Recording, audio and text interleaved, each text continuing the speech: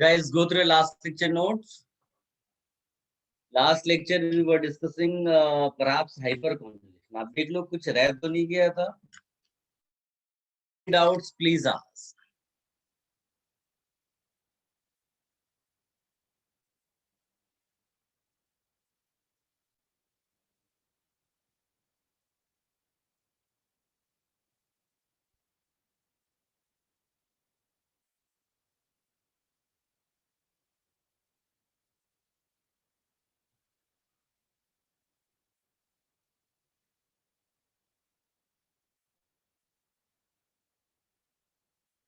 फटाफट रिवाइज करिए हाइपरकॉन्जुगेशन वाला पार्ट.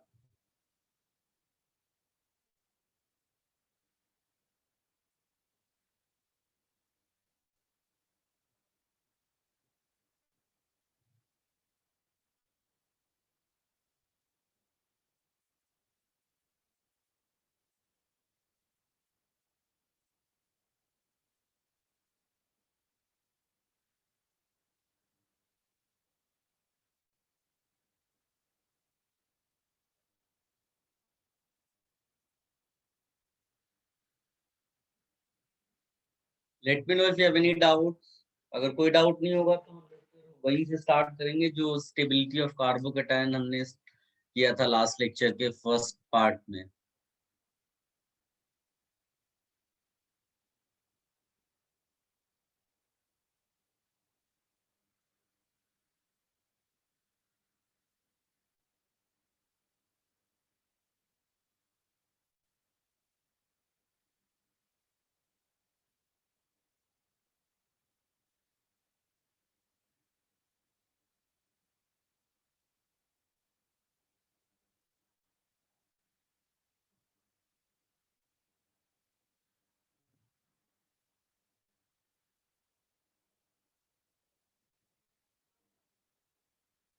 चलिए guys, you all right.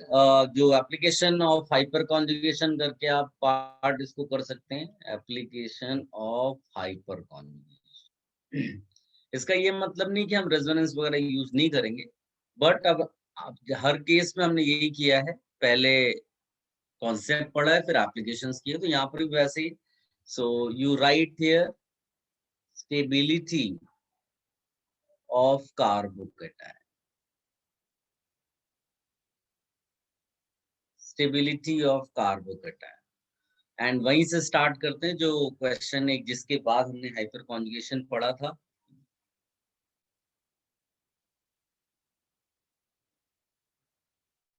इसको आप एक्सेप्शनल केस बोल दो या जैसे भी. एक्सप्लेनेशन हम लिख रहे हैं बट ये सिंपल वे नहीं है. अगर आप रिकॉल करें, मैं एक टेबल के फॉर्मेट में आपको बनाकर देता हूं, उससे क्या है सबके लिए इजी हो जाए.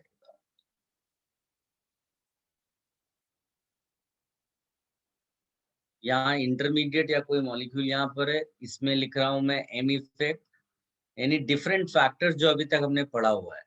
I effect, inductive, and we studied hyperconjugation. If question comes about stability of carbon ion, तो याद रखना ये इजी एग्जांपल होगा, इजी केस होगा.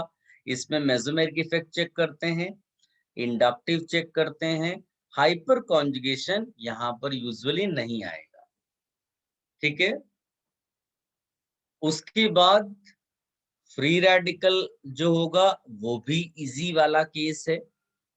फ्री रेडिकल न्यूट्रल होता है, तो यूजुअली हम इसमें मेसोमेरिक इफेक्ट के जब भी ऑड सिंगल डबल आएगा तो रेजोनेंस होगा. कार्बन आयन वाले में लोन पेयर सिंगल डबल आएगा. और सिंस जो इंडक्टिव इफेक्ट है वो पुश करता है इलेक्ट्रॉन्स को या पुल करता है, मतलब उसमें केवल चार्जेस वाला इफेक्ट होगा. तो जहां भी चार्ज है वहां उसका इफेक्ट बहुत ज्यादा है, जहां न्यूट्रल है वहां उतना इफेक्टिव नहीं है. सो नॉर्मली हम यहाँ चेक नहीं करते इंडक्टिव इफेक्ट को, but hyper conjugation free radicals में होता है, इसलिए उसको चेक करेंगे. फिर इसके बाद आप यहाँ लिख सकते हैं डबल बॉन्ड या फिर ट्रिपल बॉन्ड। तो इसमें रेजोनेंस होता है, डबल सिंगल डबल हम जानते हैं पहले से। इंडक्टिव इफेक्ट फिर से डबल बॉन्ड, ये न्यूट्रल वाली सिचुएशन है तो यहाँ भी हम मोस्टली चेक नहीं करेंगे। हाइपर कॉन्जुगेशन यहाँ पर होता है, चेक करेंगे। जो सबसे अलग है, ये 3 इजी एग्जांपल्स, इनके आंसर्स यूजुअली गलत नहीं होते हैं बच्चों से। जहां पर गलतियां हो जाती हैं आपसे भी हो जाएंगे तो इट्स ओके, लेकिन ये 3 में नहीं होना चाहिए। That is carbocation. इसमें अगर आंसर गलत भी हो जाता है तो कोई इश्यू नहीं। इसमें एम इफेक्ट भी वर्क करता है, इंडक्टिव भी वर्क करता है और हाइपर कॉन्जुगेशन भी वर्क करता है। Inductive effect is considered as weak factor, hyperconjugation is considered as weak factor, and ये जो एम इफेक्ट है या फिर रेजोनेंस जिसको बोलते हैं, ये स्ट्रॉन्ग फैक्टर है। This table will help you in getting many answers about stability. तो इसको एक बार कॉपी कर लो, ये बहुत काम का टेबल है।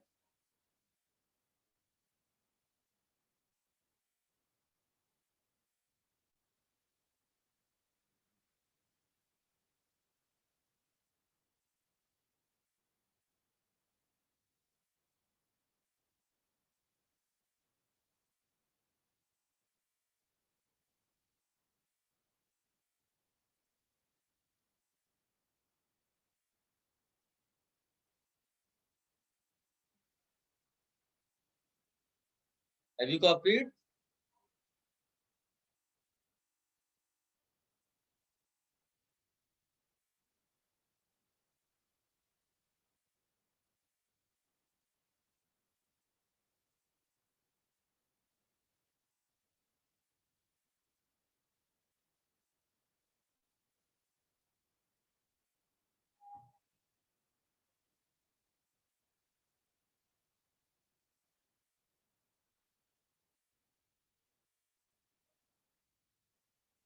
डैश नहीं बेटा, ये एम इफेक्ट कब होता है ये पता चलता है। एम इफेक्ट का मतलब रेजोनेंस है, तो रेजोनेंस के 6 केसेस या 7 केसेस लिखे ना, lone pair single double, odd single double, double single double. तो रेजोनेंस की कंडीशन के साथ मैंने बताया कि yes M effect will work here, yes M effect will work here, yes M effect will work here, ऐसा करके लिखा। Should I remove this? If you have any confusion, you use mic. Otherwise, आप mute करके रखिए।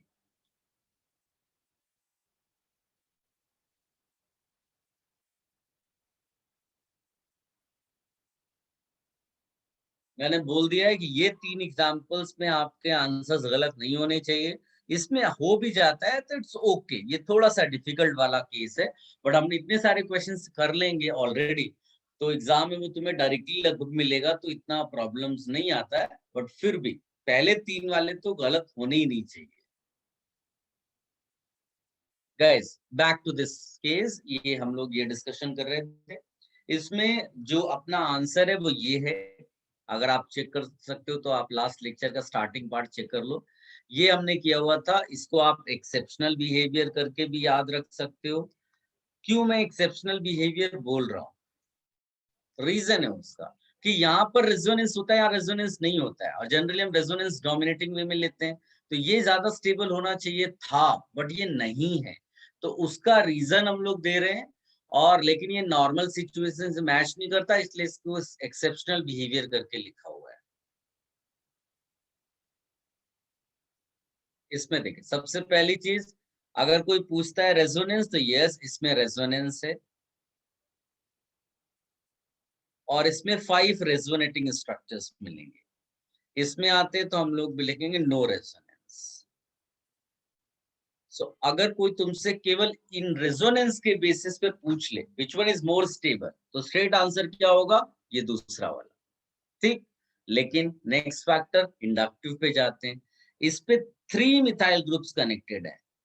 किसी भी carbocation वाले carbon से मैक्सिमम 3 ही एल्काइल ग्रुप्स कनेक्ट हो सकते हैं, यानी कि मैक्सिमम जो प्लस आई इफेक्ट है वो यहाँ पर है। 3 ग्रुप्स कनेक्टेड है, मैक्सिमम ग्रुप्स कनेक्टेड है 3 plus I effect groups connected है, ये मैक्सिमम है। और उल्टा इसमें क्या है, माइनस आई इफेक्ट का फिनाइल ग्रुप है। तो अगर मान लीजिए कि रेजोनेंस दोनों में नहीं होता और केवल इंडक्टिव से आंसर निकालना होता, तो कौन ज्यादा स्टेबल हो जाता, ये पहला वाला।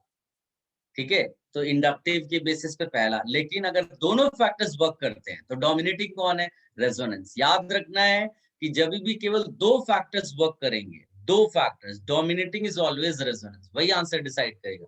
दो फैक्टर, चाहे वो हाइपर वर्सेस रेजोनेंस हो, चाहे वो इंडक्टिव वर्सेस रेजोनेंस हो, induct hyper sorry resonance is dominating factor, वही आंसर डिसाइड करेगा। ये क्लियरली आपको मालूम होना चाहिए। प्रॉब्लम केवल तब है जब यहाँ पर तीनों फैक्टर्स वर्क कर रहे हैं।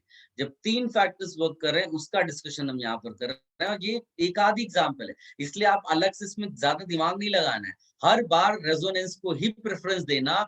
जो एग्जाम्पल आप घर से पढ़कर जा रहे हो एक्सेप्शनल वाले, बस उतना ही सोचना है, उसके अलावा नहीं। ज्यादा सोच लोगे तो गलतियां कर दोगे। इसीलिए जितना पढ़ाया जा रहा है उस पर फुल फोकस रखना। इसमें इंडक्टिव पे मैंने दिखाया, अब हाइपर कॉन्जुगेशन में। so, इसमें देखोगे तो 9 अल्फा एच है, 9 अल्फा एच यानी हाइपर कॉन्जुगेटेड स्ट्रक्चर्स। इसमें कितना है, 0 hyper conjugated structure, 0 hyper conjugated structure. अगर मान लीजिए केवल हाइपर कॉन्जुगेशन पे आंसर निकालना होता तो कौन ज्यादा स्टेबल होता, ऑफ कोर्स पहला वाला। यही चीज पॉइंट है यहाँ पर कि इसमें दो वीक फैक्टर्स हैं, लेकिन वो अपने मैक्सिमम पे हैं। टू वीक फैक्टर्स हैं, बट वो अपने मैक्सिमम पे हैं। ठीक है, इसीलिए वो रेजोनेंस को डोमिनेट कर पाते हैं।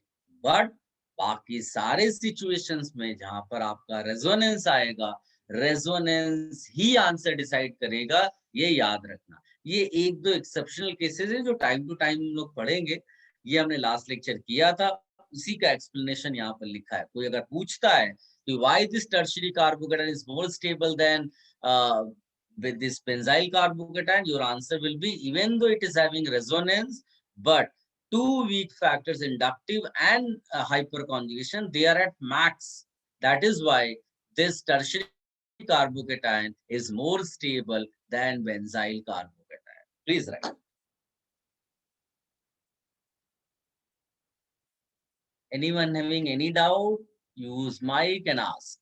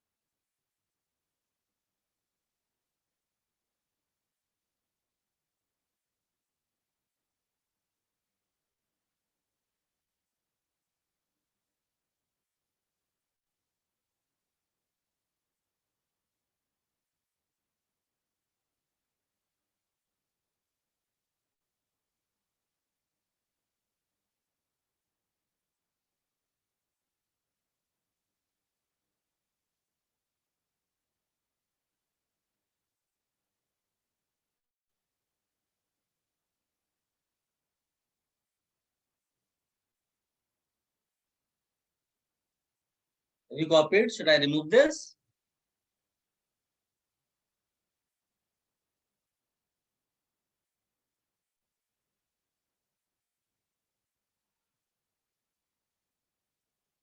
Yes, sir.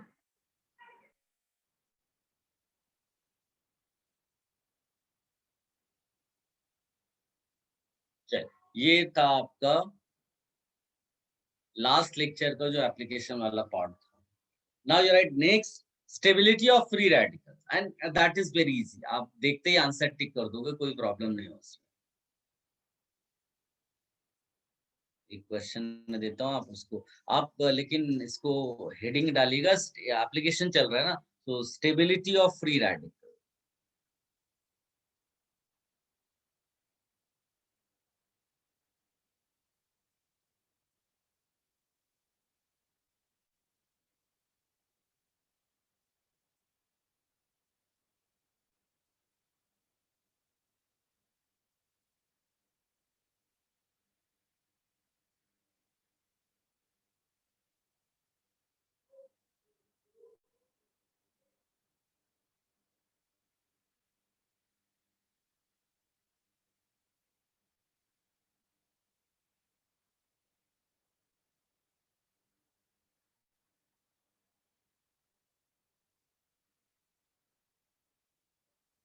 Guys, get the answer. Stability order निकालिएगा. These are the 5 radicals. Quick. You can use this table for the answer. ये free radical के लिए ये चेक करते हैं, आप देख लो इसको.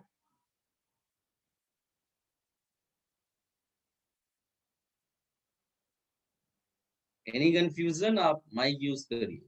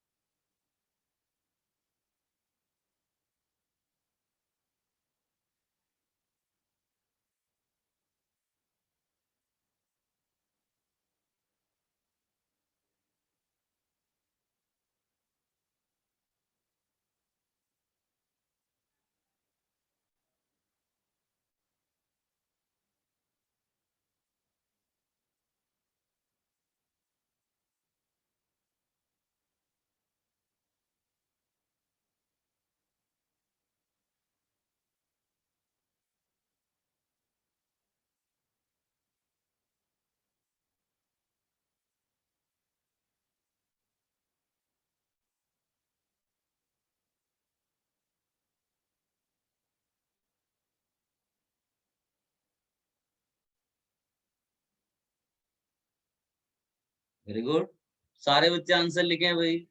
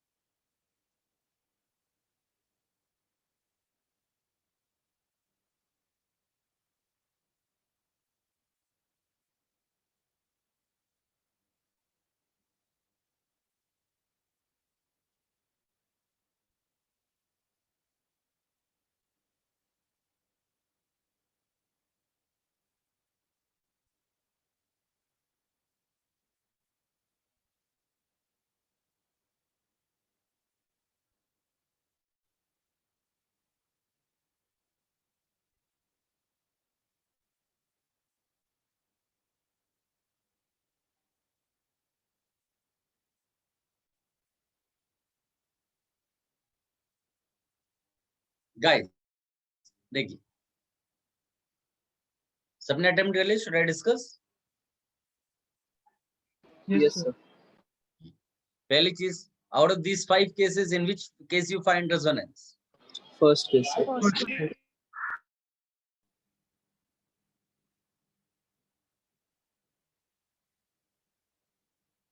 No resonance, then which factor will you check? Inductive or Inductive effect. hyperconjugation? Hyperconjugation. Hyperconjugation, sorry. Yes. ऐसा नहीं कि इंडक्टिव वर्क नहीं करता, बट वो नेग्लिजिबल होता है न्यूट्रल वाले केसेस में. इसलिए उसको अगर मैं जबरदस्ती भिड़ा दूंगा तो आप सब एग्जाम में कंफ्यूज हो गए. इसलिए मैंने क्लियरली बोल दिया कि आपको हाइपर कॉन्जुगेशन से आंसर निकालना है अगर रेजोनेंस नहीं है. यहाँ पर रेजोनेंस है और 5 रेजोनेटिंग स्ट्रक्चर्स. अब ये जो है ना, मान लीजिए किसी दूसरे रेजोनेंस वाले एग्जांपल से कंपैरिजन होगा तो रेजोनेटिंग स्ट्रक्चर्स चेक कर लेना. मोर resonating structure, more stability.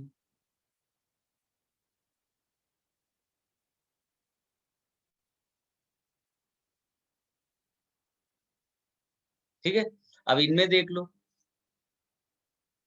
9 alpha H, 6 alpha H. अच्छा, ये बहुत इंपॉर्टेंट है, उसको बॉक्स में बंद कर लो, नहीं तो क्या होगा कि आप गलती कर सकते हो, आपको लगेगा ये 3 एक्चुअली में अल्फा एच है। रॉन्ग, ये नहीं है। इस बॉक्स यानी इस कार्बन के बाद जो कार्बन कनेक्टेड होगा that will be called as alpha carbon, and those hydrogen atoms which are connected with alpha carbon will be called as alpha hydrogen atoms. इसमें 6 है, इसमें 3 अल्फा एच, हियर 0। सो सबसे ज्यादा ऑफ कोर्स आउट ऑफ 4 ये सबसे ज्यादा stable होगा, तो स्ट्रेट आंसर इसका है 1 greater than 2 greater than 3 greater than 4 greater than 5। ये बहुत आसान सा केस है। अब कई बच्चे क्या दिमाग लगा देते हैं, उन्होंने पढ़ा कार्बोकेटायन के लिए है, ये ऑर्डर इस तरह से बदल जाना एक्सेप्शनल बिहेवियर, लगा वो फ्री रेडिकल में देते हैं, कचरा कर देते हैं। तो ये मिस्टेक आप नहीं करना, इसीलिए मैंने आपको ये टेबल बनवा दी है। केवल डिफिकल्टी आती है कार्बोकेटायन से, बाकी सब बहुत आसान एग्जाम्पल्स है। इसको कॉपी कर लो जिन्हें नहीं आया।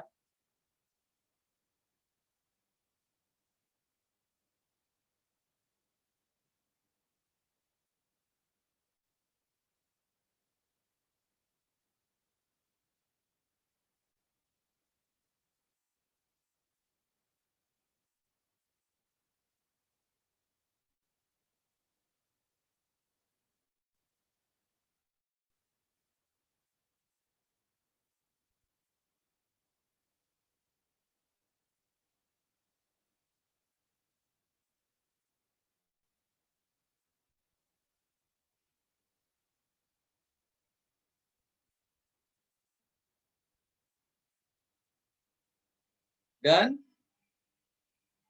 Yes, sir. Yes, sir.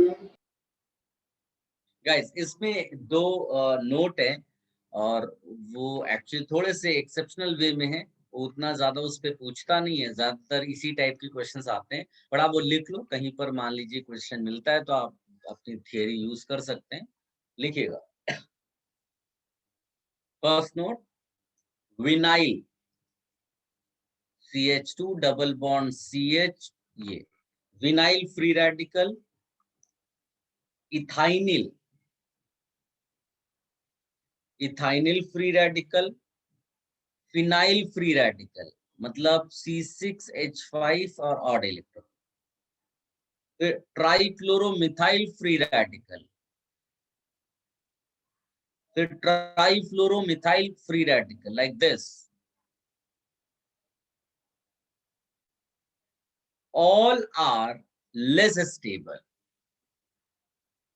सारे के सारे बहुत ही खराब स्टेबिलिटी वाले, और all are less stable than, because mostly हम एल्काइल फ्री रेडिकल्स पढ़ते हैं, तो हम लिखेंगे all are less stable than alkyl free radical, alkyl free radical.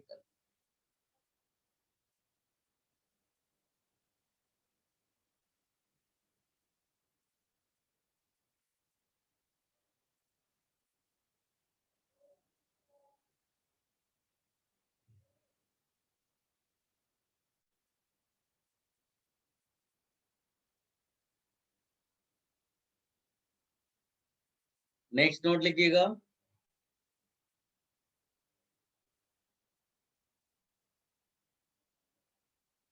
radical next to, radical next to carbonyl, carbonyl का मतलब ये होता है नाइट्राइल, नाइट्राइल मीन्स दिस,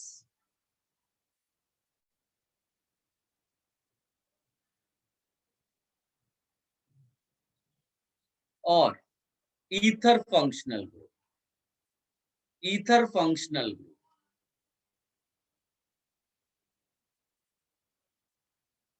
और centred to carbonyl carbon, centred to carbonyl carbon. Guys जो भी मैं ये नोट बता रहा हूँ ये एक एक्सेप्शनल टाइप का नोट है, इसको पढ़ करके पुराने जो अभी स्टेबिलिटी वाला कॉन्सेप्ट पढ़ा है उसमें कंफ्यूज मत हो जाना, इसको केवल लिख कर रखना है। 99.99% ये नहीं पूछेगा, बट फिर भी एक्स्ट्रा थिंग के लिए हम इसको लिख कर रख रहे हैं। तो इसको लेकर के बिल्कुल भी कंफ्यूजन माइंड में नहीं लाना है। Centre to carbonyl carbon are even more stable, are even more stable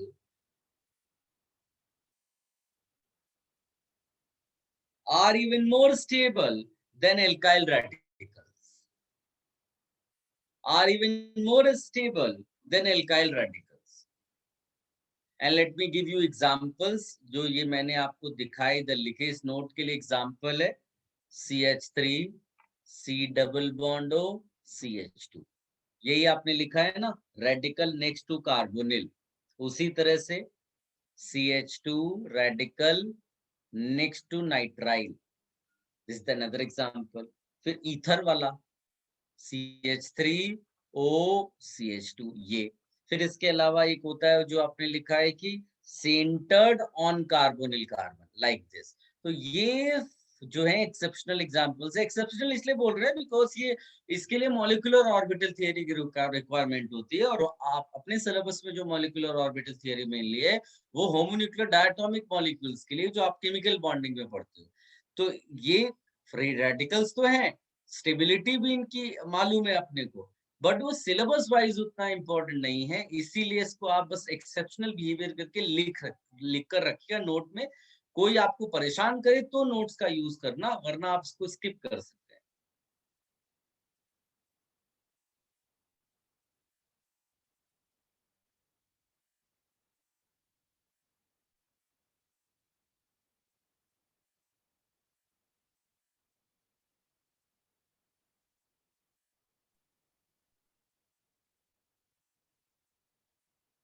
If you have any confusion, use your mic.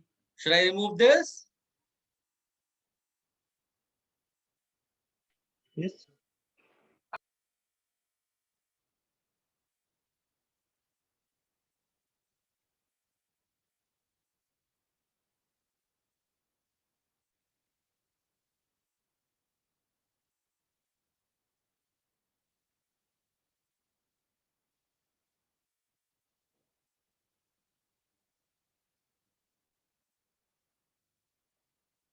Further next application में जाते हैं, एंड अब इनमें क्वेश्चंस आपको डायरेक्ट एग्जाम में मिलते हैं। तो नेक्स्ट एप्लीकेशन के लिए लिखेगा टू डिटरमाइन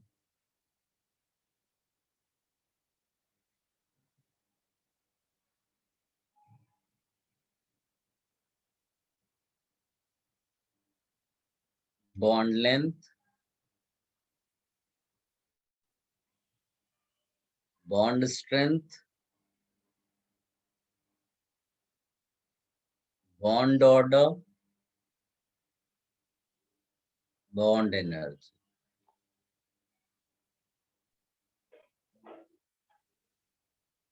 ये केमिकल बॉन्डिंग में भी आपने थोड़ा बहुत पढ़ा हुआ, और मैंने एमटी से जस्ट पहले क्लास में भी ये सब करवाया था, क्वेश्चंस डिफरेंट टाइप्स के। इसमें केवल एक ही चीज आपको मालूम होनी चाहिए, and that is if you से थ्योरेटिकल वाला पार्ट, जो बॉन्ड स्ट्रेंथ हो, बॉन्ड एनर्जी हो, बॉन्ड ऑर्डर हो, सबके लिए एक ही पॉइंट है। What is that? कि जो ट्रिपल बॉन्ड होगा उसका स्ट्रेंथ सबसे ज्यादा है, देन ये partial triple, then double, then partial double, then single. This way you have to write order for bond strength. इसका उल्टा हो जाएगा bond length। बस इसकी इतनी सी थियरी है। अब इसी में तुम्हें रेजोनेंस लगाना है, तुम्हें हाइपर कॉन्जुगेशन लगाना है, उसके बेसिस पे आपको आंसर डिसाइड करना है। लेंथ रिवर्स कर देना है।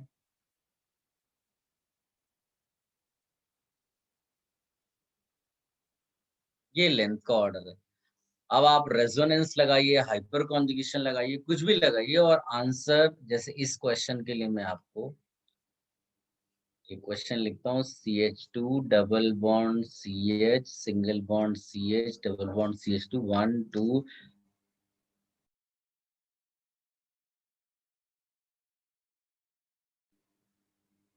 3 3 4, इसी तरह से CH3 CH2 CH2 CH3 1 2 3 4, then CH3 CH2 CH double bond CH2 1 2 3 4, और एक एग्जांपल ले लेते हैं CH2 double bond CH2 1 2.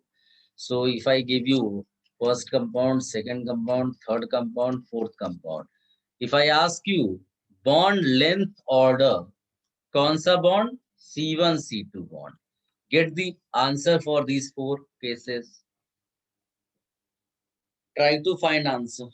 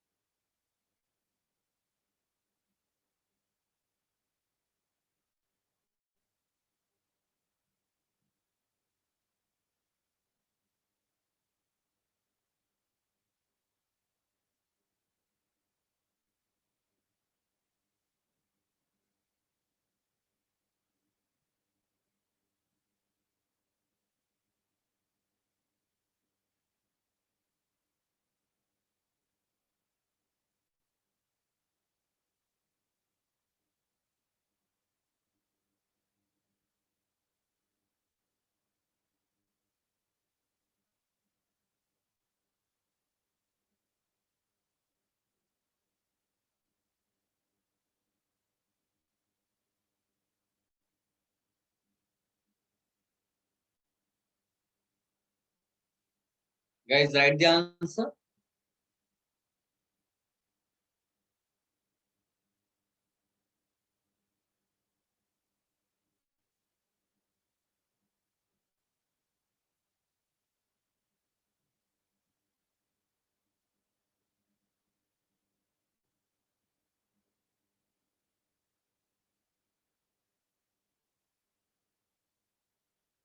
C1 C2 bond length का ऑर्डर लिखना है बेटा।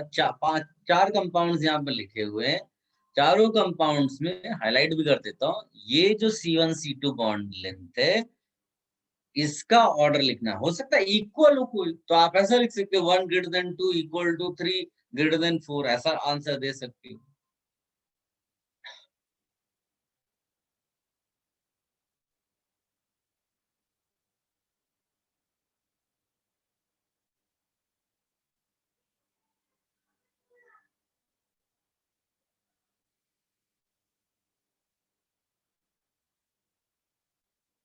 Should I discuss? Have you all attempted?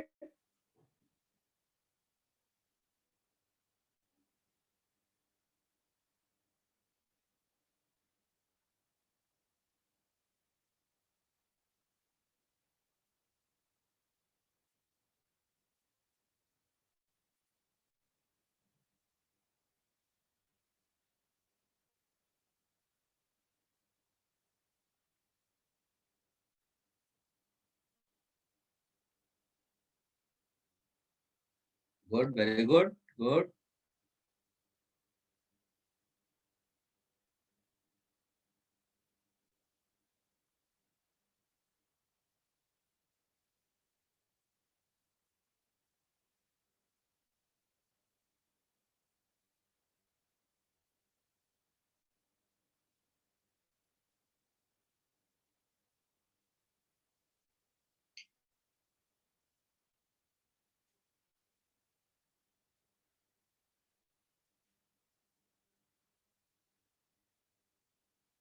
चलिए डिस्कशन कर लेते हैं गाइस।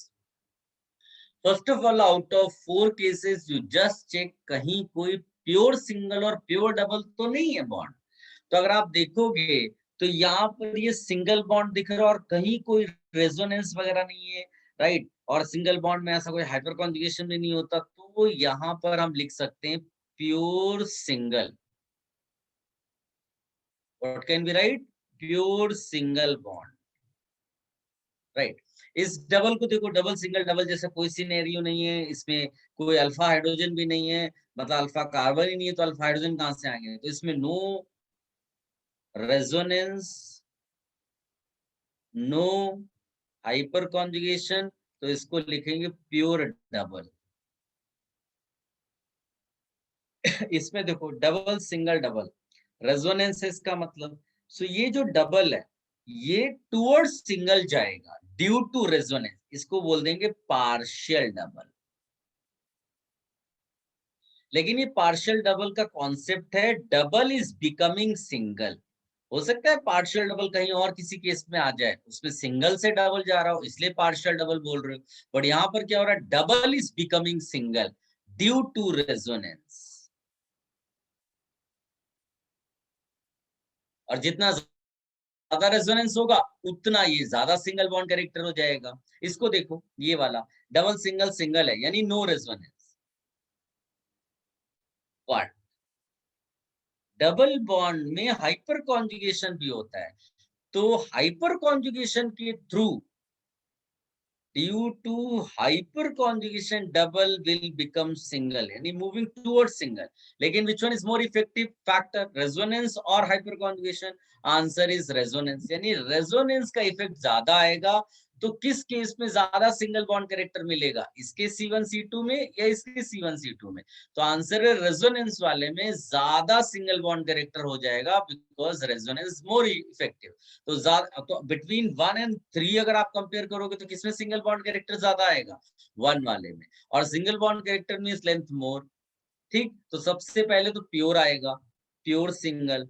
फिर दो पार्शियल डबल में जो ज्यादा सिंगल बन रहा है वो है 1, फिर 3, और फोर्थ केस क्या है? Pure double.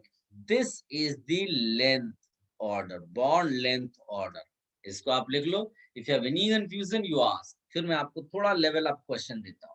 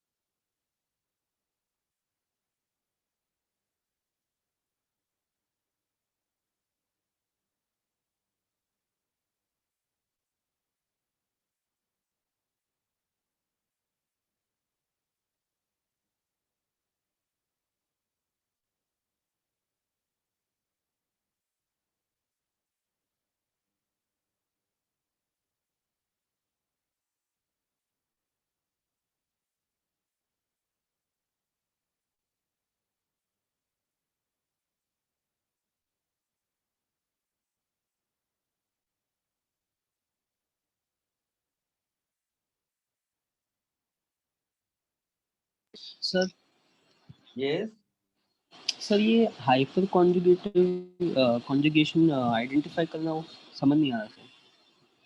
हाइपर कॉन्जुगेशन किसमें होगा ये पता करने के लिए लास्ट लेक्चर नोट्स, हाँ लास्ट लेक्चर के नोट्स में बताया मैंने हाइपर कॉन्जुगेशन कहाँ कहाँ होता है। कार्बोकेटाइन में होता है, फ्री रेडिकल में होता है, डबल ट्रिपल बॉन्ड में होता है। तो लास्ट लेक्चर के नोट्स में देखो कि डबल बॉन्ड के लिए अल्फा हाइड्रोजन की रिक्वायरमेंट होती है। यहाँ पर ये अल्फा हाइड्रोजन है इसके पास, तो यहाँ हाइपर कॉन्जुगेशन है। यहाँ कोई भी बॉन्ड नहीं है इधर उधर, इसका मतलब इसके पास कोई अल्फा हाइड्रोजन नहीं है, कोई हाइपर कॉन्जुगेशन नहीं है। लास्ट लेक्चर में पूरा डिस्कशन हुआ है बेटा, आप एब्सेंट ओके थे। ओके। नहीं नहीं नहीं sir. Last lecture notes check करो। Okay sir. Should I remove this? सबने कॉपी कर लिया?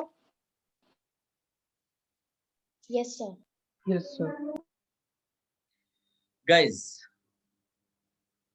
एक डेटा आप लिख कर रख सकते हो, वैसे तो इसकी कोई रिक्वायरमेंट नहीं है, लेकिन 2010 में उन्होंने ऐसी क्वेश्चन पूछ लिया था एक, तो 99% वो इस तरह के क्वेश्चन नहीं पूछते। इसका सीसी बॉन्ड लेंथ होता है कुछ 154 पिकोमीटर, डेटा के फॉर्म में आप लिख कर रखिए, बस 154 है ये। C double bond C bond length कुछ होता है 133 पिकोमीटर। इसी तरह सी ट्रिपल बॉन्ड सी का बॉन्ड लेंथ कुछ 120 पिकोमीटर होता है। ये बस डेटा के फॉर्म में आप लिख कर रखिए, इसकी कोई वैसी रिक्वायरमेंट नहीं है इतनी।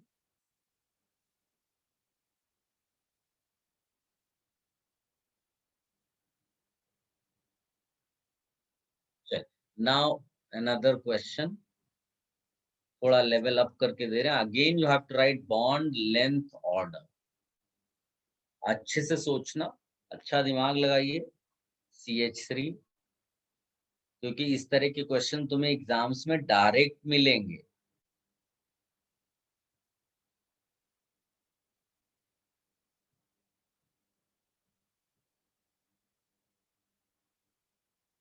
कोई लेटर समझ में नहीं आ रहा हो तो बता देना।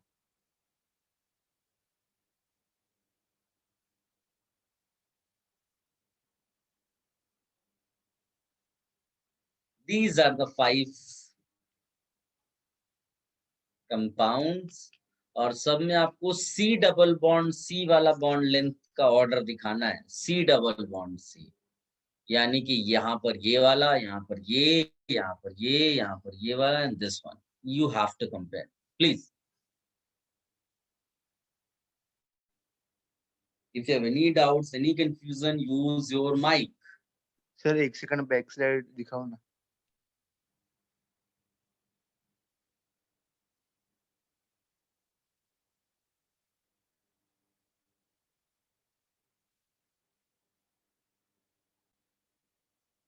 Sir C triple bond C में क्या लिखा है, कितना picometre? 120। Okay sir, thank you. Done sir. Get the answer quick. आप डेफिनेटली कर लोगे। सबसे पहले चेक करो कि इनिशियली वो डबल बॉन्ड है क्या या सिंगल बॉन्ड है। फिर चेक करो रेजोनेंस के थ्रू क्या हो रहा है, डबल इज बिकमिंग सिंगल और single is becoming double. Then you check hyperconjugation है क्या। फिर जितना ज्यादा वो इफेक्ट होगा उतना वो डबल से सिंगल या सिंगल से डबल मूव करेगा।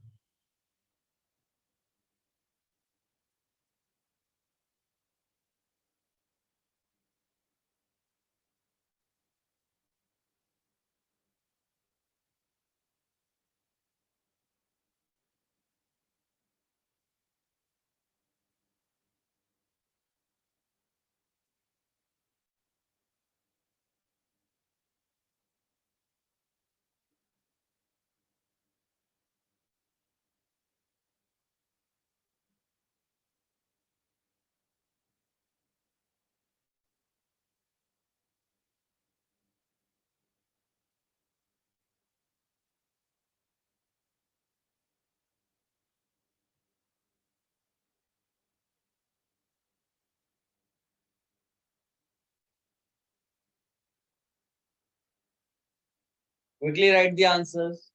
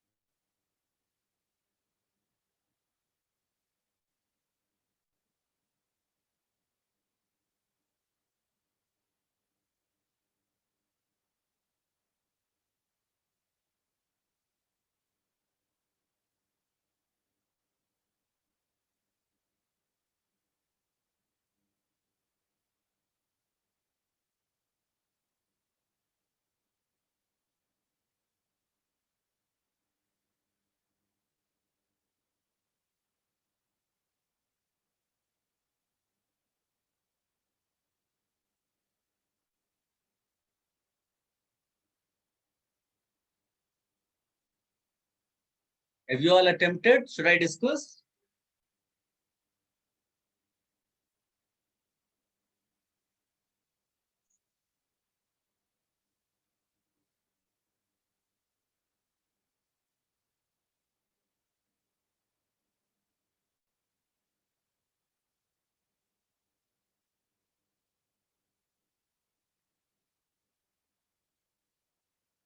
Good, very good, good Siddharth, Varun, very good, जान, वेरी गुड। फटाफट आंसर्स लिखिए सब बच्चे।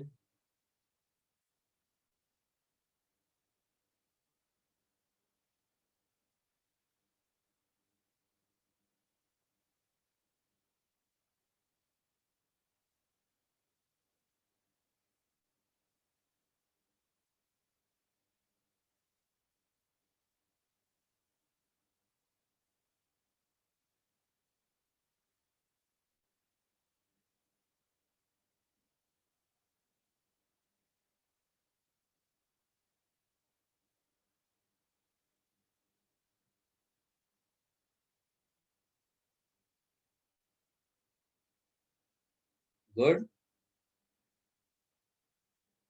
इक्वल आप लिख सकते हो इफ यू फील कि यहाँ पर तो इक्वल होगा।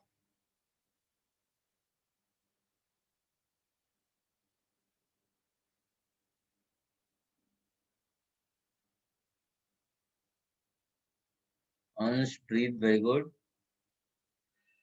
Very good does not mean your correct answer. Let me discuss this and then उसके बाद आंसर डिसाइड करेंगे। गाइस, पहली चीज, सारे स्टूडेंट्स को ये सब काम करने हैं। ये इनिशियली क्या है? डबल। कोई फैक्टर वर्क करेगा तो हो सकता है ये टुवर्ड्स सिंगल चला जाए। ये क्या है? Initially double. ये क्या है? Initially double. ये क्या है? Initially double. ये क्या है? Initially double. ये सब आप अभी लिखना सीखा। आप बोर हो सकते हैं इसको लिख लिख करके, बट आप लिखो, लिखोगे यहाँ पर इतना कि आप बोर होना शुरू हो जाए, सो दैट एग्जाम में आ गया तो आप बिल्कुल आंसर रटा हुआ जैसा लगे। इनिशियली डबल है, लेकिन क्या कोई रेजोनेंस हो रहा है? डबल सिंगल डबल है क्या? तो किसी भी केस में डबल सिंगल डबल नहीं है, no resonance. So, whatever change in character of this double bond, that will be due to hyperconjugation only. तो आप लिख सकते हैं change in bond character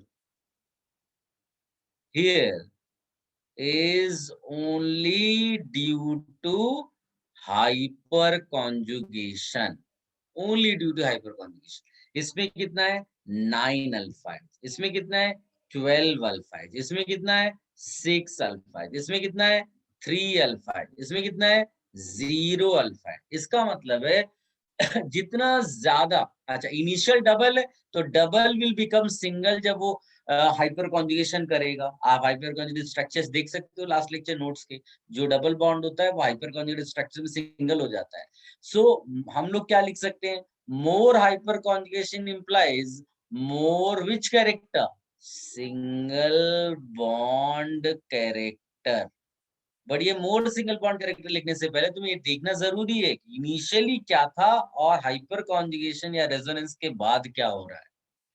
ठीक, तो सबसे ज्यादा सिंगल बॉन्ड कैरेक्टर किस में आएगा? इस 2 में, क्योंकि सबसे ज्यादा हाइपर कॉन्जुगेशन होता है। लेंथ का ऑर्डर क्या हो जाएगा फिर? 2 greater then 1 greater than 3 greater than 4 greater than 5। ये ऑर्डर होगा आपका। अगर ये आंसर आया है तो परफेक्ट आंसर है, आप बिल्कुल सही डायरेक्शन में जा रहे हो। तो इसको कॉपी कर लो।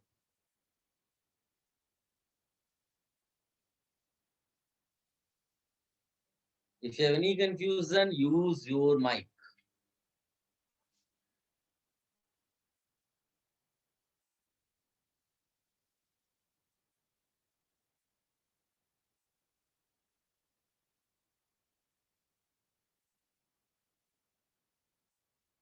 This is bond length order. Question भी यहाँ लिखा हुआ है। ये जो मैंने लिखा हुआ है ये किस चीज का ऑर्डर है? ये बॉन्ड लेंथ का ऑर्डर है। बॉन्ड लेंथ का ऑर्डर है।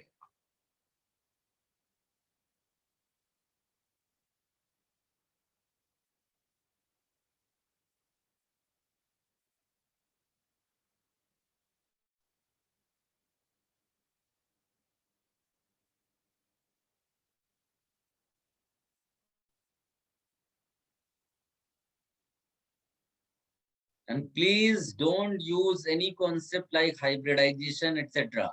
आपको जो मैं बता रहा हूँ उसको अच्छे से देखो, अच्छे से नोट्स में लिखो, यही आपको यूज करना है।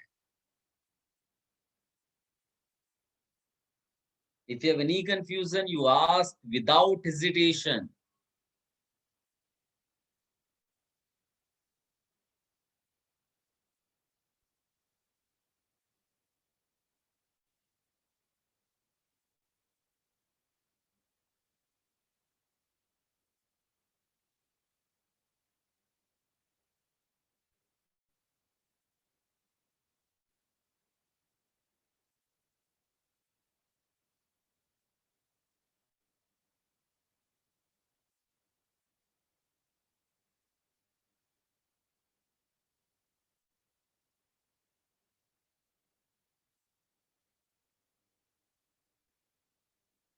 Should I remove this? Have you all copied?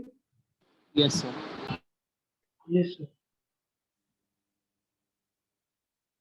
Guys, एक क्वेश्चन मैं आपको देता हूं जो शायद एमटी के पहले वाली क्लास में भी इस तरह का क्वेश्चन करवाया था, बट उसमें खाली रेजोनेंस था।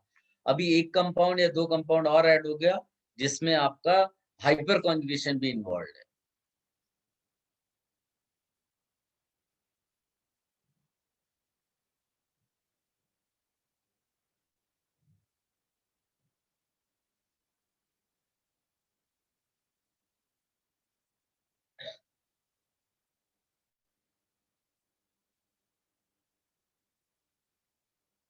जितना भी ये डिस्कशन चल रहा है ये केवल ये बताने के लिए कि हाउ टू सॉल्व क्वेश्चंस, वरना थियरी पार्ट तो मैंने बता ही दिया है ऑलरेडी। बट आपका मार्क्स कब आएगा? जब आपको प्रॉब्लम सॉल्व करना आएगा, वरना इतना टाइम इसमें लगाने की मुझे कोई जरूरत नहीं है, मैंने तो थियरी पढ़ा दी है। आपका काम है केवल प्रॉब्लम सॉल्व करना। बट ये सारा डिस्कशन इसीलिए चल रहा है सो दैट आपका प्रॉब्लम सॉल्विंग स्किल बढ़ जाए। Quickly write the answer. मैं आपको करा रहा हूं तो you have to participate.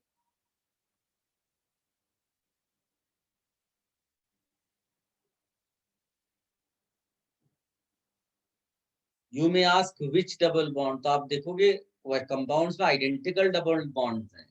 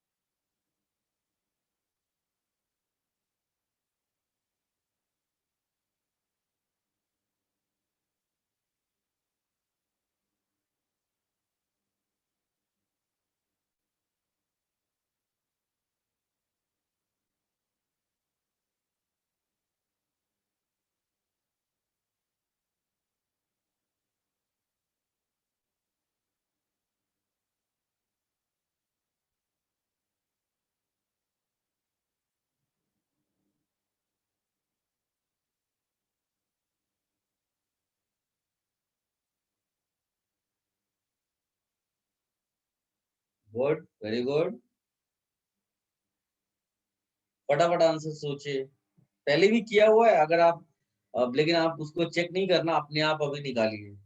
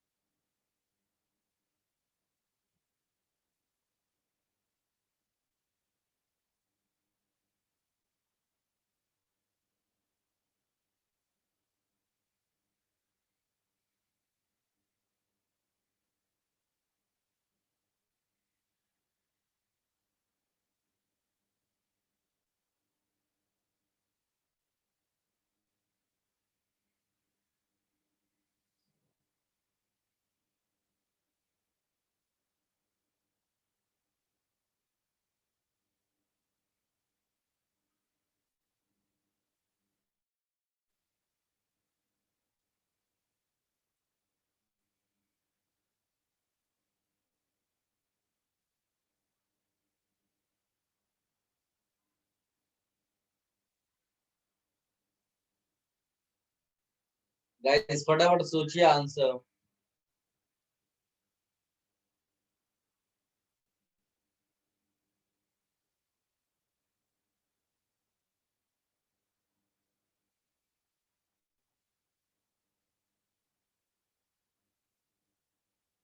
Very good. Few are writing explanations also.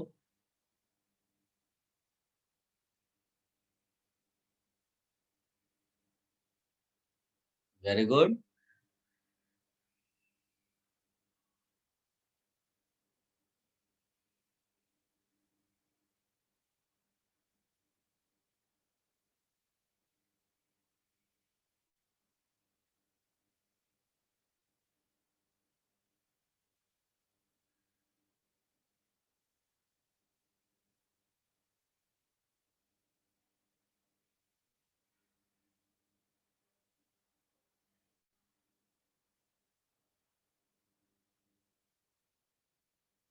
Have you all attempted?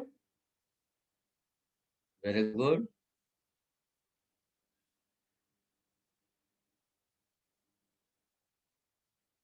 Good. बहुत सारे लोग अब सोल्यूशन भी लिख रहे हैं, बहुत बढ़िया, बिल्कुल सही आप सोच रहे हैं।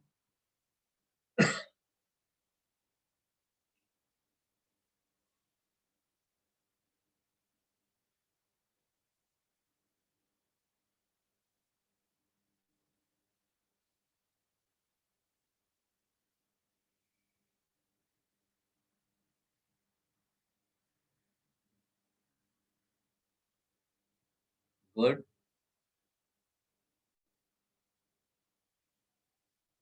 Should I discuss? Yes, sir. Yes. Guys, first of all, you have to highlight the bond. एक इसमें ये ले लो, ये ले लो। आप ये बोल सकते हो बाकी क्यों नहीं लिया, तो सब आइडेंटिकल है इसमें, कोई भी you have to choose one of the double bonds. सारे आइडेंटिकल। अगर आइडेंटिकल नहीं होते तो वो फिर क्वेश्चन गलत हो जाता, फिर वो बताता 1 2 बॉन्ड 2 3 बॉन्ड ऐसा। पहले तो आप चेक कर लो इन which case you have resonance. पहले तो ये इनिशियली तो डबल बॉन्ड खुद ही बोल रहा है, एंड रेजोनेंस किस किस में हो रहा है, फर्स्ट टू में। इसमें हम लिख देंगे रेजोनेंस। ठीक है, रेजोनेंस किस में ज्यादा हो रहा है, मोर रेजोनेंस। और जिनमें रेजोनेंस नहीं हो रहा उन डबल बॉन्ड्स के लिए हम क्या बोलेंगे, हाइपर कॉन्जुगेशन। कई बच्चों ने बिल्कुल यही एक्सप्लेनेशन परफेक्ट तरीके से लिख कर दिया। रेजोनेंस होगा और मोर रेजोनेंस। अब यहाँ हो क्या रहा है, initially it is double bond, इसका मतलब है double is changing to single.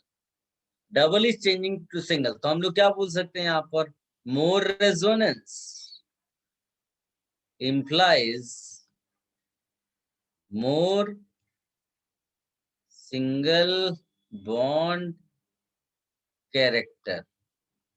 Single bond character, तो इसका मतलब फर्स्ट में सिंगल बॉन्ड कैरेक्टर सबसे ज्यादा होगा, और सिंगल बॉन्ड कैरेक्टर का मतलब होता है bond length more.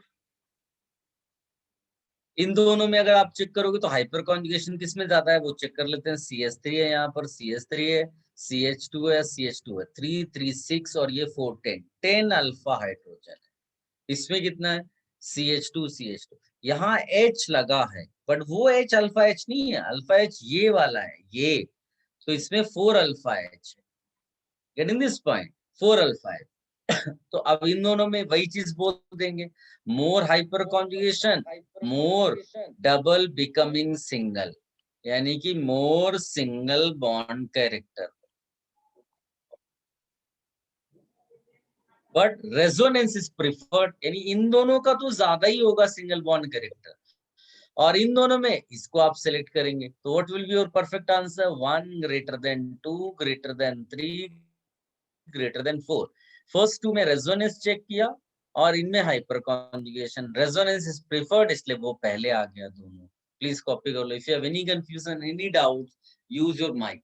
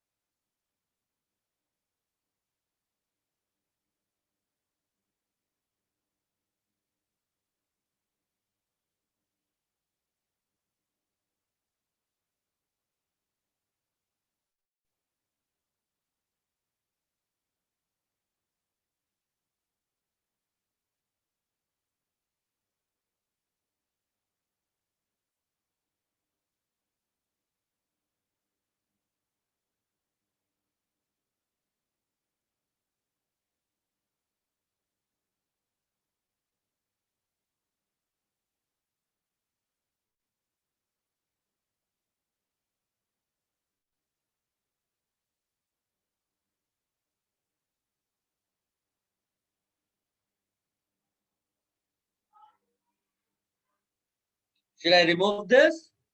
Have you all copied? Yes, sir. अभी लेवल अप क्वेश्चन देते हैं. ऐसा सिमिलर क्वेश्चन पहले भी किया था, टेस्ट से पहले इसको दिया था मैंने, बट फिर भी आप इसको लिख कर रखिए.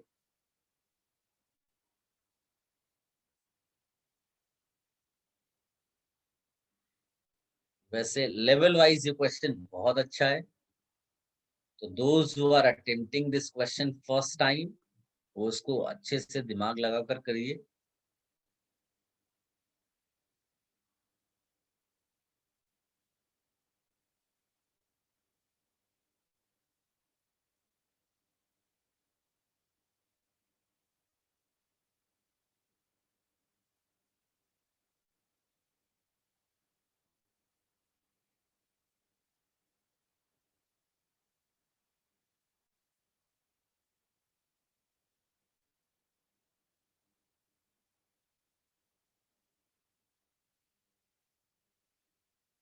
Get the answer quick.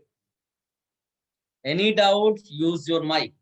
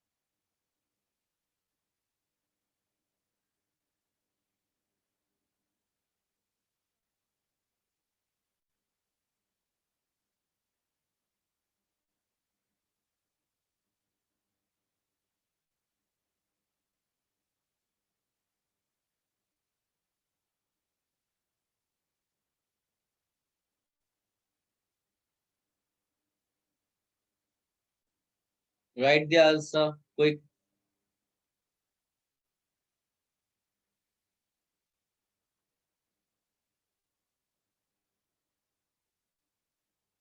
Five compounds है इसमें.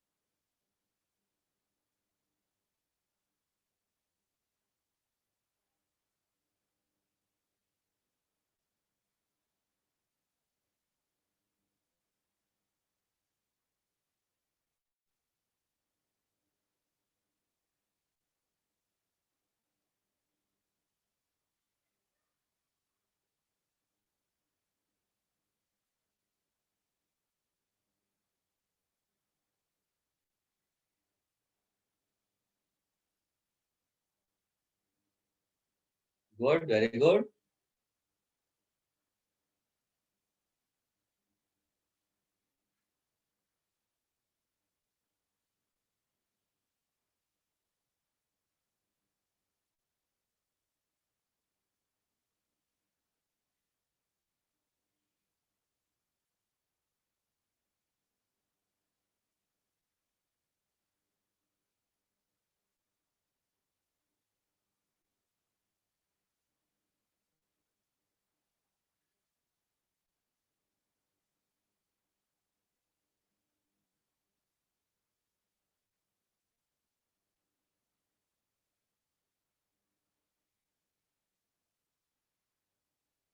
Good, very good.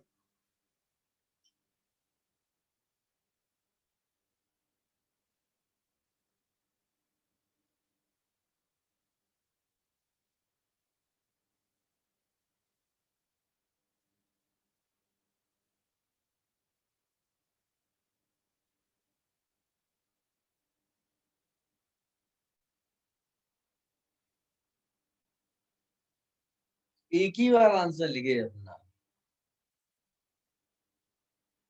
सबके आंसर्स चेक करता हूँ बेटा। Very good.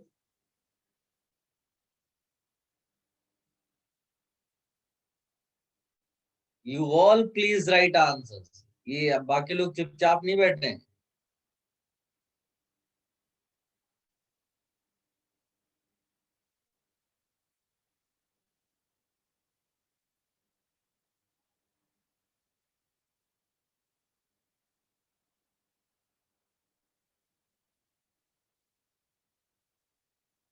Good.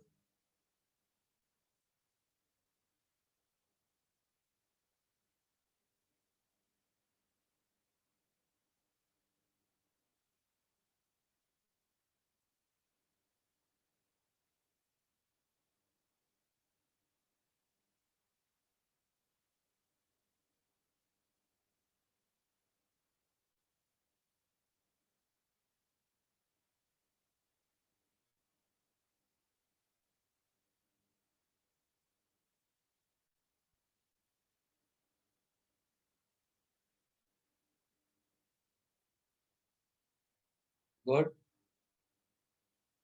Good.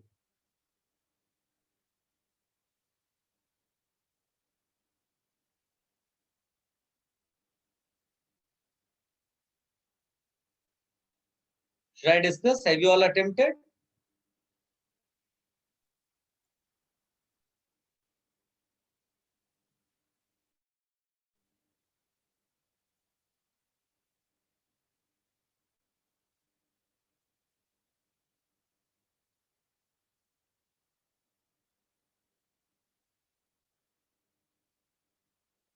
Very good. Explanations भी आप लिख रहे हैं, very good.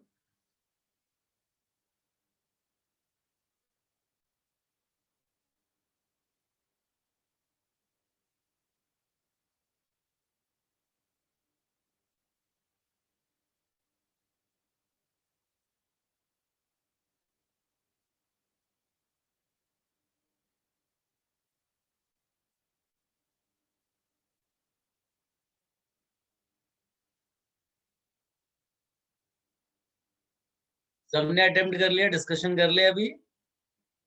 Yes, sir. Yes sir. Guys it's a very good question. इसको सोल्यूशन आप इसका अच्छे से बनाकर रखिए। पहली चीज आप ये देखिए कि जो CN दिया हुआ है, आपको पहले लिखना है इनिशियली वो कौन सा बॉन्ड है।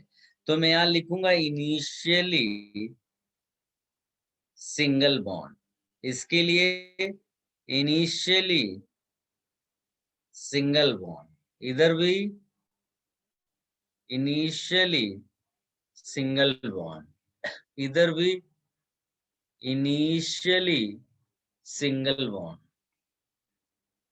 Initially double bond. ठीक। अब आप देखो इसमें कहीं कोई कैरेक्टर बदल रहा है क्या? तो हम इसमें देखेंगे no resonance. So no change in bond character, यहाँ कोई हाइपर कॉन्जुगेशन भी नहीं होता। इसमें देखोगे तो लोन पेयर जो है वो रेजोनेंस में जाता है, और जब लोन पेयर रेजोनेंस में जाएगा तो ये बॉन्ड डबल बन जाएगा। So single is becoming double, that is the key point. Single bond is becoming double due to resonance. Single bond is becoming double due to resonance. Not only here, यहाँ पर भी वही चीज हो रही है, यहाँ पर भी तो ये जो तीन एग्जाम्पल्स हैं, ये इन तीनों में due to resonance single bond is becoming double. So हम लोग क्या लिख सकते हैं? More resonance implies more double bond character. पहले हमने प्रीवियस एग्जांपल्स किए थे जिसमें रेजोनेंस ज्यादा होने से सिंगल बॉन्ड कैरेक्टर आ रहा था, क्योंकि वहां पर डबल टू सिंगल था। यहाँ सिंगल इज बिकमिंग डबल, ऐसा कॉन्सेप्ट है। मोर double bond character.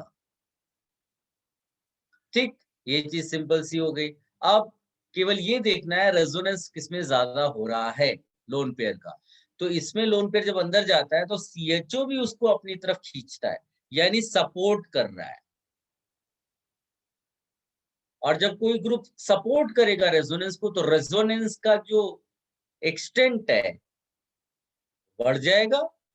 Supporting group हो गया, खींच रहा है वो भी, और ये खुद भी देना चाहे, तो जितना इलेक्ट्रॉन अंदर की तरफ जाएगा उतना रेजोनेंस बढ़ जाएगा। What is happening here? ये अपने अल्फा हाइड्रोजन से हाइपर कॉन्जुगेशन कराकर इलेक्ट्रॉन्स अंदर भेजता है, लाइक दिस, यानी एक काउंटर हो रहा है। इसके लोन पेयर का रेजोनेंस और इस CH3 का अपना इफेक्ट। तो काउंटर इफेक्ट से क्या होगा कि यहाँ NH2 का रेजोनेंस डिक्रीज कर गया, यहाँ पर नो चेंज, कोई फर्क नहीं पड़ता, जितना रेजोनेंस हो रहा उतना कोई ग्रुप ही नहीं लगा यहाँ पर। सो इन 3 केसेस में अगर हम बोलेंगे तो इसमें सबसे ज्यादा रेजोनेंस हो रहा है, यानी सबसे ज्यादा डबल बॉन्ड यहाँ पर आएगा इस पर्टिकुलर एग्जांपल। इसको देखो आप, ये प्योर डबल है, इसमें कोई रेजोनेंस नहीं हो रहा है, ठीक। तो सबसे पहले तो जो सिंगल बॉन्ड है वो लेंथ में पहले आएगा, यानी 1 सबसे पहले आएगा। फिर 3 जो रेजोनेंस वाले केसेस हैं उनमें डिसाइड कर लो किसमें रेजोनेंस सबसे कम हो रहा है। तो जिसमें रेजोनेंस डिक्रीज किया इसका मतलब वहां कम हुआ, सो यू विल राइट 4। फिर सेकंड, फिर थर्ड में तो रेजोनेंस और बढ़ रहा था, तो 3 एग्जांपल्स हो गए। अब इसके बाद आप सीधे वो डाल दो जो आपका 5th नंबर पे है। ये बॉन्ड लेंथ का ऑर्डर हो गया। If any doubts, any confusion, any query, use your mic without hesitation. Ask.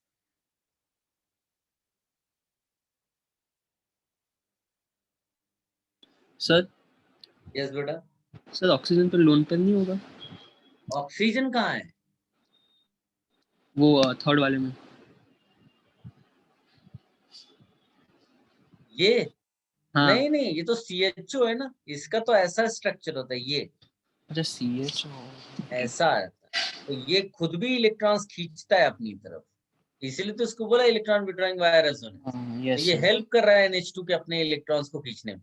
OH होता तो रिवर्स कर देता, उल्टा कर देता।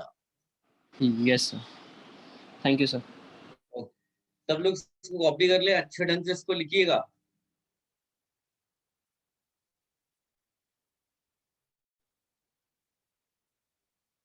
ये बिल्कुल एडवांस्ड एग्जाम में आप समझिए इसी लेवल के क्वेश्चंस मिल सकते हैं, और वो भी डिफिकल्ट कैटेगरी के क्वेश्चन है।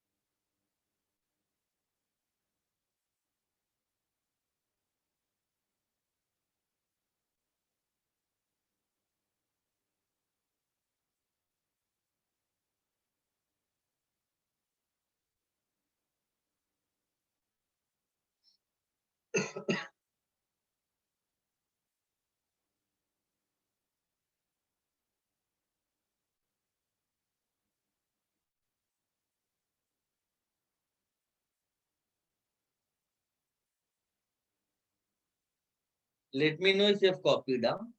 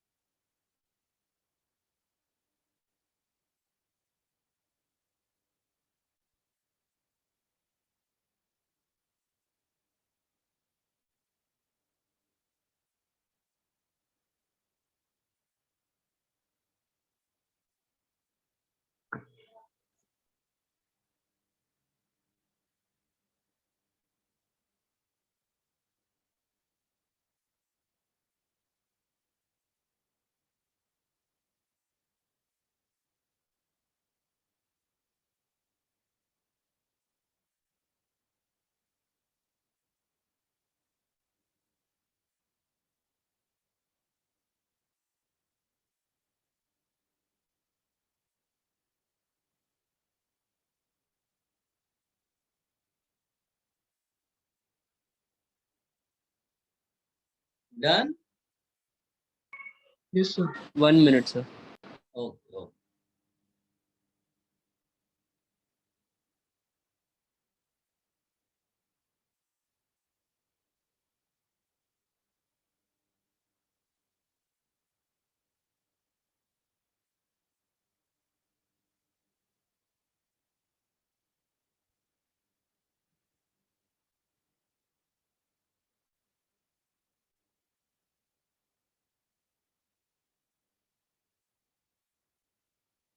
Done, sir.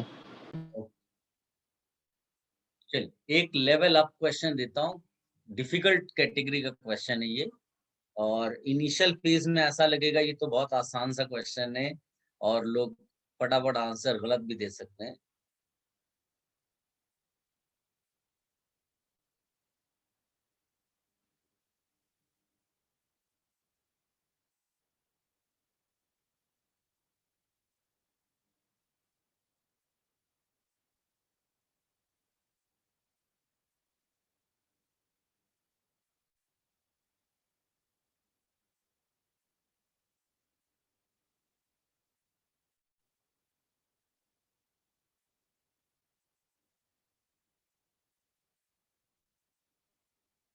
ये क्वेश्चन है वैसे तो, लेकिन ये समझ में नहीं आता, बोलते क्या ये 1 2 3 लिखा और कौन सा बॉन्ड एनर्जी पूछा हुआ है, समझ में नहीं आता। इसको थोड़ा सा मैं हाईलाइट करके आपको बता देता हूँ, जो स्पेसिफाई कर देता हूँ जो आपको बॉन्ड देखना है।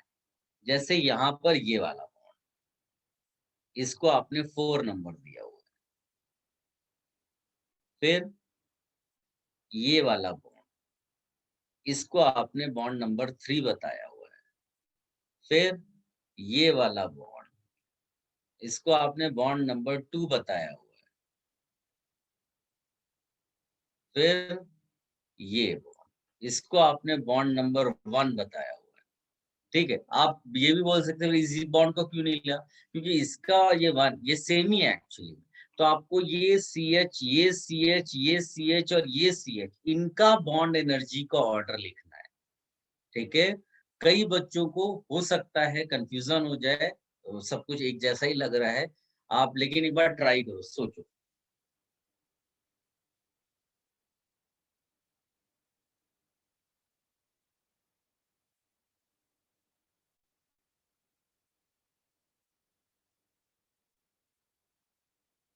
जो भी आपको लगता है, you right that answer in chat box.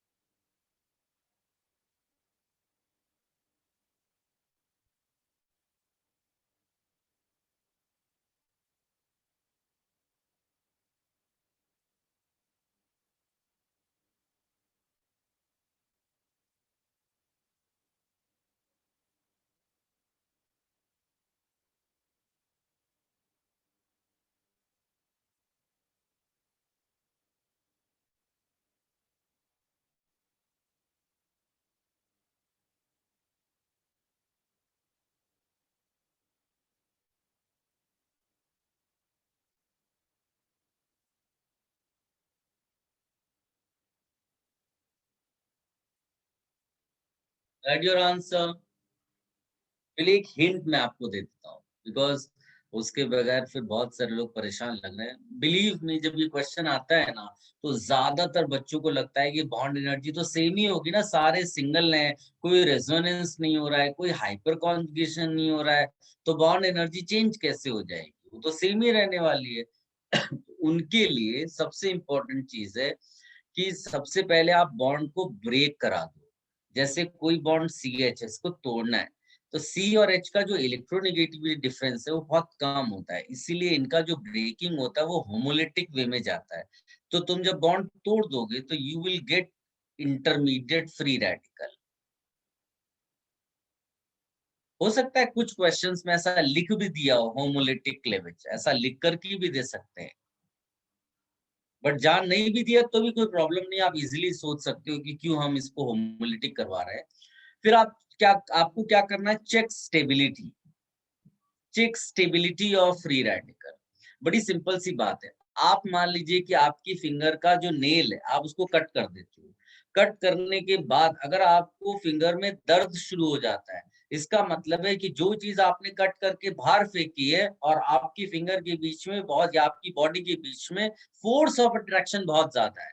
याद रखना, अगर कोई चीज निकाल कर बाहर फेंक दो और रिमेनिंग पार्ट स्टेबल हो जाता है, इसका मतलब जो चीज फेंक दी है तुमने वो उतनी इंपॉर्टेंट नहीं थी, यानी उसका अटैचमेंट जो रिमेनिंग पार्ट है उसके साथ कम है। यहाँ पर भी वही सिनेरियो, अगर तुमने हटा दिया और रिमेनिंग सिस्टम स्टेबल है, इसका मतलब है कि ये बॉन्ड वीक था। आई होप आप मेरे पॉइंट को समझ पा रहे होंगे। एकदम घरेलू वे में मैं आपको बता रहा हूँ कि कोई चीज आप फेंक दो, तोड़कर निकाल दो, रिमेनिंग पार्ट अगर स्टेबल है तो जो चीज आपने निकाल कर हटाई है उसका जो बॉन्ड है, यानी कि जो फोर्स ऑफ अट्रैक्शन है पहले इस रिमेनिंग सिस्टम के साथ, वो वीक रहा होगा, तभी तो निकलने के बाद भी वो चीज स्टेबल हो जा रही है। तो इसमें सब में आपको वो इंटरमीडिएट बनाना है। जैसे मान लीजिए यहाँ से हम निकाल दें तो इंटरमीडिएट क्या बनेगा, ऐसा, ये एक इंटरमीडिएट। इसका आप स्टेबिलिटी चेक करो, hyper conjugation, resonance and all से, ये पहला केस हो गया। इसी तरह से मान लीजिए सेकेंड केस आप बनाते हो तो आप यहाँ पर फ्री रेडिकल बना दोगे, ये इसकी स्टेबिलिटी चेक कर लो, इसके अल्फा हाइड्रोजन काउंट कर लो, इसमें हाइपर कॉन्जुगेशन देख लो। सेम मैनर में थर्ड आप इसी तरह कर सकते हो, फिर इसी तरह से फोर्थ कर सकते हो। सब में आपको करना क्या है, वही इंटरमीडिएट बना देना है H निकालने के बाद, एंड चेक द स्टेबिलिटी।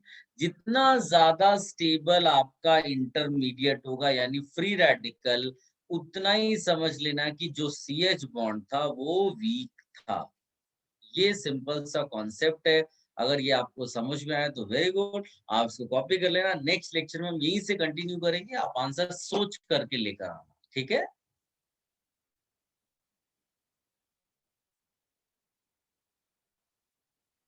इसको कॉपी कर लो and those who have copied they can leave.